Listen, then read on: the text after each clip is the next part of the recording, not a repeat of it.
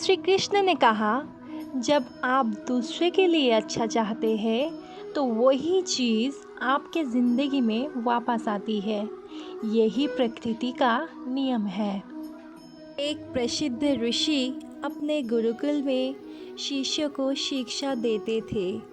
उसी ऋषि के गुरुकुल में बड़े बड़े राजा महाराजाओं के पुत्र से लेकर साधारण परिवार के बच्चे भी शिक्षा लेने के लिए आते थे। कई सारे वर्षों से शिक्षा प्राप्त कर रहे शिष्यों की शिक्षा आज पूर्ण हो रही थी और इसीलिए सभी उत्साह के साथ अपने अपने घर लौटने की तैयारी कर रहे थे। तभी ऋषि ने सभी को मैदान में एकत्रित होने का आदेश दिया। ऋषि का आदेश सुनते ही सभी शिष्य मैदान में एकत्रित हो जाते हैं। ऋषि सभी से कहते हैं कि आज इस गुरुकुल में आप सभी का अंतिम दिन है और मैं चाहता हूँ कि यहाँ से जाने से पहले आप सभी एक दौड़ में हिस्सा लें। इस दौड़ में आपको सिर्फ दौड़ना नहीं है, कूदना भी होगा और अंत में एक अंधेरे सुरंग से भी गुजरना होगा। क्या आप सब इस दौड़ के लिए तैयार हो? सभी शिष्यों ने एक बार शोर में कहा, हाँ, हम तैयार हैं। अब दौड़ शुरू हो जाती है। सभी तेज से दौड़ने लगते हैं। वो सब अंत में उस अंधेरी सुरंग के पास पहुँचे। उस अंधेरी सुरंग में बहुत ज़्यादा अंधेरा था और जगह जगह पर पत्थर भी पड़े थे। पत्थर की चुभने से सभी शिष्यों को पीड़ा होती थी।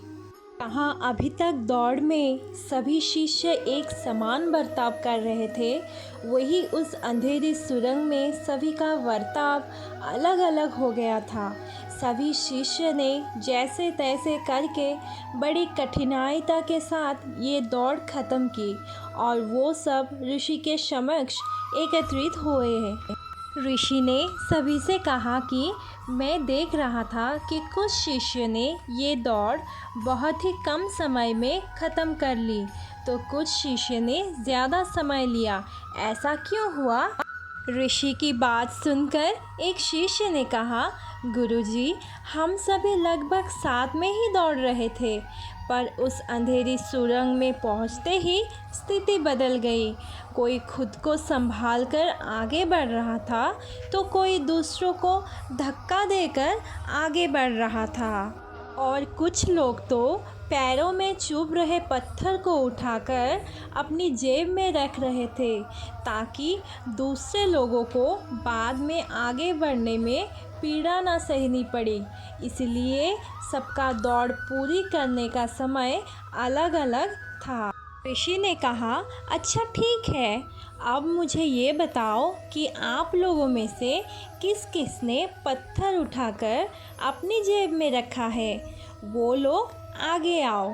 ऋषि का आदेश सुनते हुए कुछ शिष्य जिसने पत्थर उठाकर अपनी जेब में रखे थे वो आगे आए।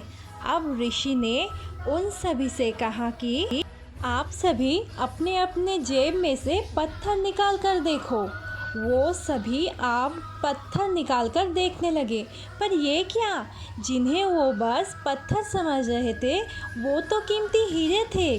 सभी शिष्य आश्चर्य में पड़ जाते हैं और ऋषि की तरफ देखने लगते हैं। ऋषि ने कहा, मैं पहले से ही जानता था कि आप सब इस कीमती हीरे को देखकर आश्चर्यचकित हो जाएंगे। बात ये थी कि मैंने ही ये कीमती हीरे वो अंधेरी सुरंग में डाली थी।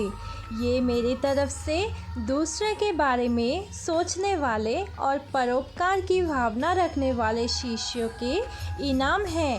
ऋषि ने सभी को समझाते हुए कहा कि ये दौड़ जीवन की व्यस्तता दर्शाती है। इस कहानी से हमें ये समझ मिलती है कि इस दुनिया में जहाँ पर सभी कुछ न कुछ पाने के लिए भाग रहे हैं, लेकिन अंत में वही सबसे ज़्यादा भाग्यशाली होते हैं जो परोपकार की भावना रखकर दूसरों के बारे में सोचते हैं। राधे राधे।